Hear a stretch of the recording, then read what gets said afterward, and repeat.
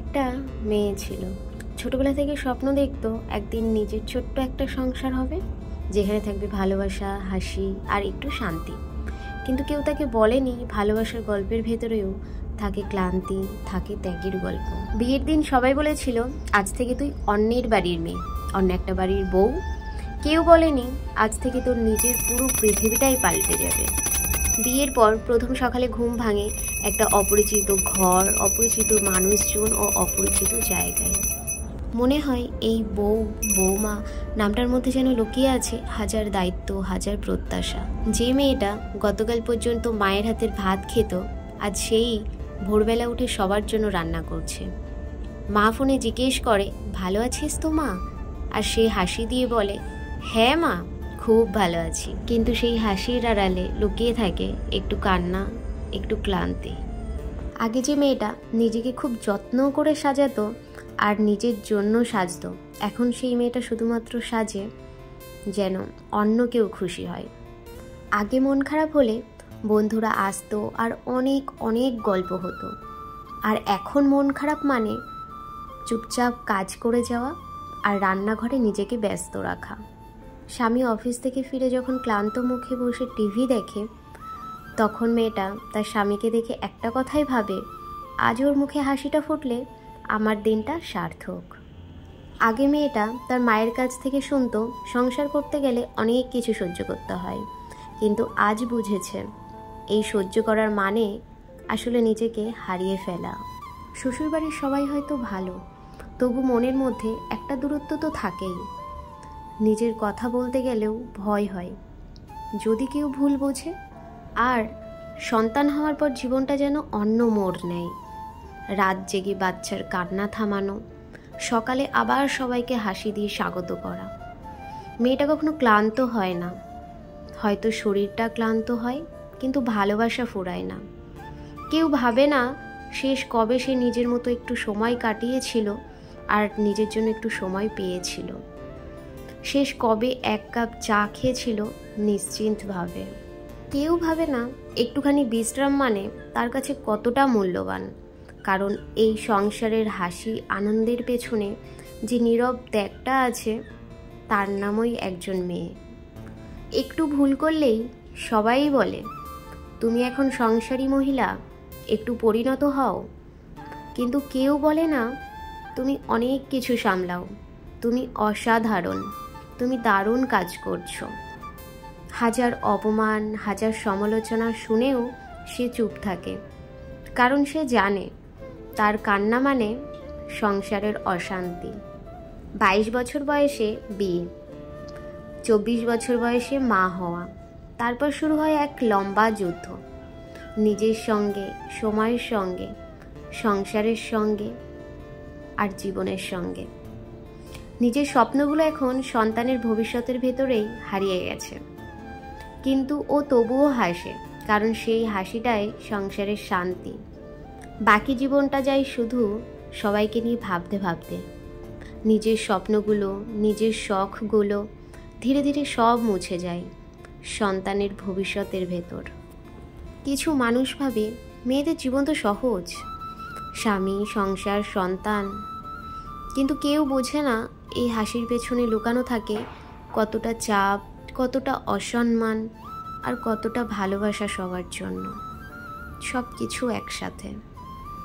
তবুও সে শেখে হাসতে, কারণ সে জানে তার কান্না, তার চোখের জলে কারোরই কিছু যায় আসবে না। কারোর বিন্দুমাত্র কষ্টটুকু হবে না তার চোখের জল দেখে। একটা মেয়ে যখন সংসারের সব দায়িত্বে জড়িয়ে যায়, তখন সে কেবল স্ত্রী বা মা নয়, সে হয়ে যায় এক নীরব শক্তি, যে প্রতিদিন নিজের স্বপ্ন বিসর্জন দিয়ে অন্যের সুখ করে তোলে। তাকে শুধু বউ বলার সম্মানটুকু দিও না, তাকে দিও একজন মানুষ হিসেবে শ্রদ্ধা, ভালোবাসা, সম্মান, কৃতজ্ঞতা ও মূল্য। আমাদের মেয়েদের বিয়ের সাথে সাথেই যেন পুরো জীবনটাই পাল্টিয়ে যায়, কিন্তু দুঃখের বিষয় সেটা একটা মেয়ে বা মেয়ের পরিবার ছাড়া বেশিরভাগ মানুষই যেন না বোঝার ভান করে বা বুঝতেই চায় না, বা হয়তো বোঝার চেষ্টাই করে না ইচ্ছাকৃতভাবে। আমাদের বিয়ের আগে মেয়েদের হাসি থাকে নির্ভার, আর বিয়ের পর সেই হাসির আড়ালে লুকিয়ে যায় হাজার চিন্তা, সংসারের হিসাব। আগে বাবার বাড়িতে ছোট্ট কোনো ভুল হলে সবাই বলতো, ঠিক আছে মা, পরের বার ঠিক করে নিস। এখন শ্বশুর বাড়িতে সেই ভুল মানে, তুই তো কিছুই পারিস না, কিছুই জানিস না, কিছুই শিখে আসিসনি। আগে সকালে ঘুম ভাঙতো পাখির ডাক শুনে, এখন ভোরে ঘুম ভাঙে কাজের চিন্তা নিয়ে। আগে মা খাবার মুখে তুলে দিত ভালোবেসে, এখন সেই অন্যদের মুখে খাবার তুলে দেয়। আগে নিজের জন্য সময় ছিল, এখন নিজের জন্য সময় মানে ঘরের যাবতীয় কাজ করা, ঘর গোছানো, রান্না, জামা কাপড় কাচাকুচি, সন্তানের খেয়াল রাখা ও সন্তানের পড়াশুনো আর স্বামীর সমস্ত দিকে খেয়াল রাখা। আগে হাসলে সবাই খুব খুশি হতো, এখন হাসলে সবাই ভাবে, এই তো দিব্যি বেশ ভালো আছে, বেশ সুখে আছে। কেউ বোঝে না সেই হাসির পেছনে কতটা মান, অভিমান, দুঃখ, কষ্ট, নানান রকম চিন্তা, সমস্ত কিছু মিলিয়ে মিশিয়ে লুকোনো আছে। আগে মন খারাপ হলে মা বলতো, কী রে, কী হয়েছে, চল কোথাও দিয়ে ঘুরে আসি। আর এখন মন খারাপ হলে নিজেই নিজেকে বোঝাই, সব ঠিক হয়ে যাবে, নিজেকে একাই সামলে নিতে পারবো। আগে নিজের স্বপ্ন নিয়ে ভাবতো, এখন স্বপ্ন মানে সন্তানের সুখ, স্বামীর শান্তি, সংসারের হাসি। আগে ভালোবাসা মানে ছিল আদর, আবদার, ভালোবাসা, সব কিছু মিলিয়ে মিশিয়ে। এখন ভালোবাসা মানে দায়িত্ব, বোঝা আর সহ্য শক্তি। আগে একটুখানি কান্না মানে অনেক অনেক আদর, ভালোবাসা, সমস্ত কিছু পাওয়া। এখন কান্না মানে দুর্বলতা, অভিযোগ, অভিমান, নাটক, আরও অনেক কিছু। আসলে মেয়েদের জীবনটাই এমন, 24 থেকে 25 বছরে মা হওয়া আর বাকি জীবন সংসারের মা হয়ে যায়। নিজের কথাটা আর ভাবা হয় না। স্বামী, সন্তান, পরিবার, এই তিনটেকে ঘিরেই থাকে তার পুরো পৃথিবী।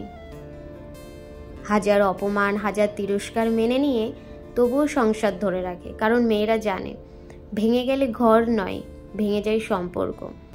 তারপরেও কিছু মানুষ বলে মেয়েদের তো কোনো ত্যাগ নাই এখনকার সময়ে, কিন্তু মেয়েরা শিখে যায় সহ্য করতে, ভালোবেসে সব মানিয়ে নিতে।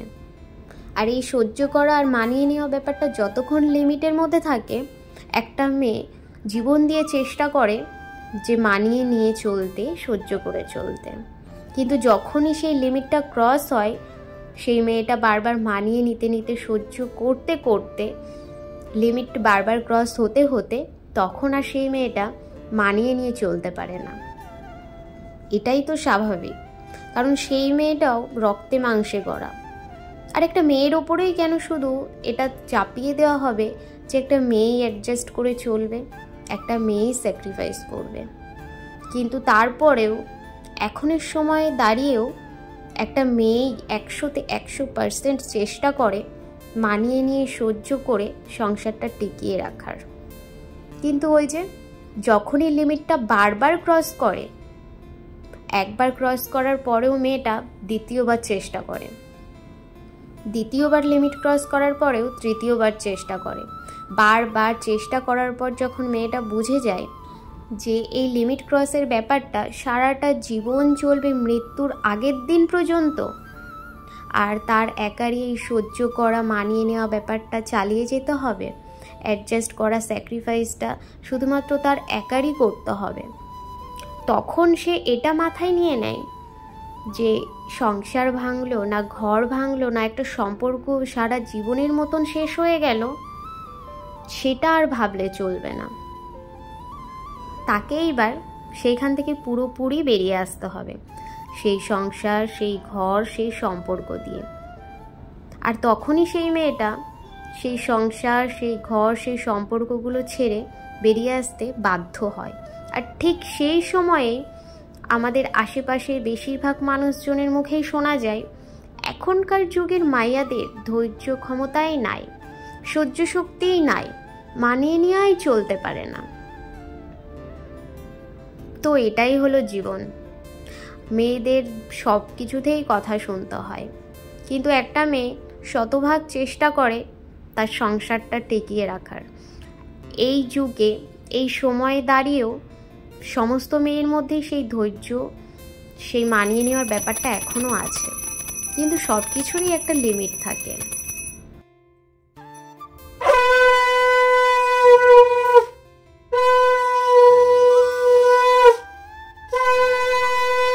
আর কথাই আছে না, মেয়েদের তো পায়ে পায়েই দোষ, সেই ব্যাপারটাই এখনো পর্যন্ত চলে আসছে। যা কিছুই হোক, একটা মেয়েরই দোষ, একটা মেয়েকেই শোনাতে হবে, একটা মেয়েকে নিয়েই চর্চা করতে হবে, আর একটা মেয়ের ওপরেই দোষারোপ দিতে লাগবে। এটাই চলছে এখন আমাদের সমাজে। ধন্যবাদ সকলকে ভিডিওটা শেষ পর্যন্ত দেখার জন্য। সকলে ভালো থাকবেন, সুস্থ থাকবেন। দেখা হবে আবার নতুন একটা ভিডিওতে। রাধে রাধে।